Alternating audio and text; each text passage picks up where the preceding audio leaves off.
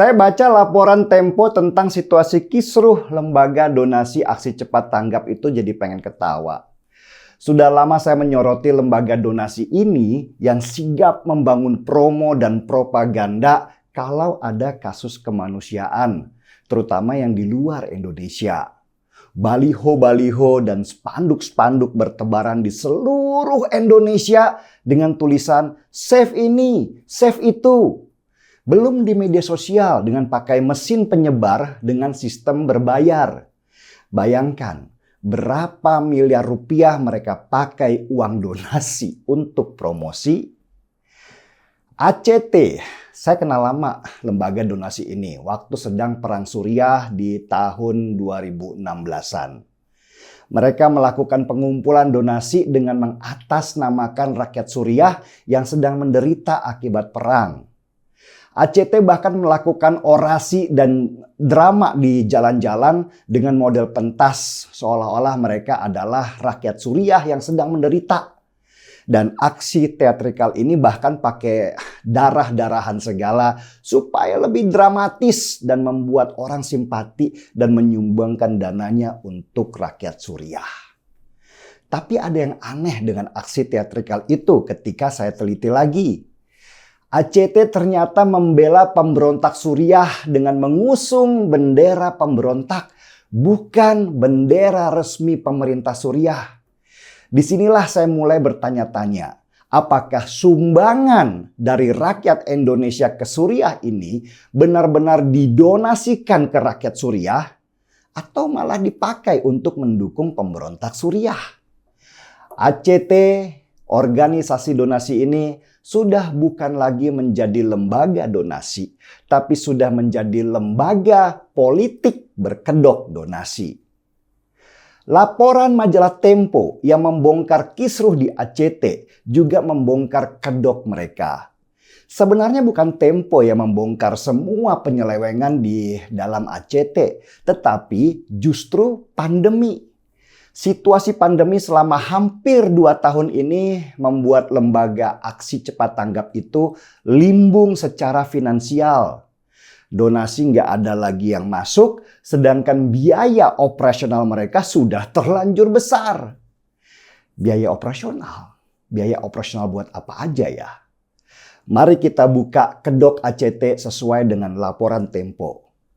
Dari daftar gaji saja, mereka sudah gila-gilaan kayak perusahaan startup yang sedang naik daun. Gaji pendiri ACT saja sudah 250 juta rupiah sebulan. Mampus nggak? Gaji petingginya lagi ada yang 100 juta rupiah per bulan. Dan di bawahnya lagi ada yang 80 juta rupiah per bulan. Bahkan gaji karyawan yang level rendah saja berkisar hampir 15 juta rupiah per bulan. Itu belum fasilitas yang didapat oleh para petinggi ACT, mulai dari mobil Alphard sampai Pajero Sport. Mewah kan? Dan mereka bermewah-mewah itu dari sumbangan masyarakat dengan menjual penderitaan banyak orang. Kenapa para petinggi aksi cepat tanggap bisa hidup mewah kayak itu? Karena sebelum pandemi mereka berhasil kumpulkan donasi sampai lebih dari 500 miliar rupiah setahun. Dan ini nggak main-main. Hasil promosi mereka dengan baliho, spanduk, dan media sosial dengan dana miliaran rupiah itu berhasil membangun rasa kasihan banyak orang dan mendonasikan duitnya. Apalagi ada iming-iming kata sorga, Tuhan, dan segala macam janji di akhirat, termasuk juga menyebar ayat supaya orang tergerak dan harus menyumbangkan sebagian hartanya. Bisa dibilang lembaga semacam ACT ini selain menjual penderitaan banyak orang, juga menjual ayat-ayat supaya petingginya bisa tetap hidup mewah dengan gaji ratusan juta rupiah setiap bulan dan tetap pakai mobil mewah. Sedangkan yang donasi ke mereka bisa saja rakyat bawah yang bahkan sepeda motornya masih kredit dan harus banting tulang untuk hidup sehari-hari. Sejak dulu saya mengkritik para penjual agama ini yang urusannya selalu uang, uang, dan uang. Mulai dari ustadz sampai lembaga donasi. Ada tuh ustadz yang selalu bicara tentang kesederhanaan seorang nabi di setiap ceramahnya. Tetapi motornya saja Harley Davidson dan mobilnya Rubicon. Tapi tetap saja banyak orang yang percaya karena mereka sudah terbius dengan gelar dan terpenjara dengan ayat-ayat yang itu saja yang dipakai sebagai senjata. Dan saya jelas nggak kaget ketika akhirnya laporan dari majalah Tempo membongkar kedok kalau petinggi ACT gajinya ratusan juta rupiah setiap bulan. Itu baru yang ketahuan. Belum lagi dari penyelewengan sumbangan yang dari nilai donasinya 100% hanya disalurkan 50% karena dipotong administrasi, promosi, gaji, dan lain-lainnya.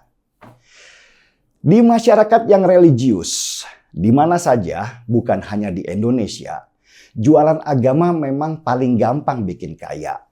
Di Amerika ada pendeta yang kemana-mana naik jet pribadi dengan alasan supaya cepat mengabarkan berita dari Tuhan. Di Afrika ada pendeta yang hidup mewah dari jualan kesembuhan yang ternyata itu bagian dari teatrikal. Di Indonesia berjibun cara untuk jadi kaya lewat jualan agama. Mulai jadi mu'alaf, terus dia menjelek-jelekan agama sebelumnya. Ada lagi yang jadi ustadz terus berpolitik supaya dapat angpau besar karena menjual suara jamaahnya. Ada juga lembaga donasi seperti ACT ini yang menjual penderitaan orang lain supaya mereka bisa naik Alphard dengan dibayari donasi dari simpatisannya. Kita hidup di tengah banyak karakter manusia yang mirip dengan perilaku hewan. Ada yang seperti kerbau yang dicucuk hidungnya. Ada yang seperti babi yang hidup nikmat dengan bergelimang di lumpur. Ada juga yang seperti ular yang mendesis dan licin untuk terus menyemburkan bisanya. Kata seorang teman, hidup memang seanjing itu. Mari kita cerdas sebagai manusia. Dan semua kecerdasan itu kita mulai dengan seruput kopi sebagai usaha untuk tetap waras di tengah semua kegilaan. Kita seruput dulu kopinya.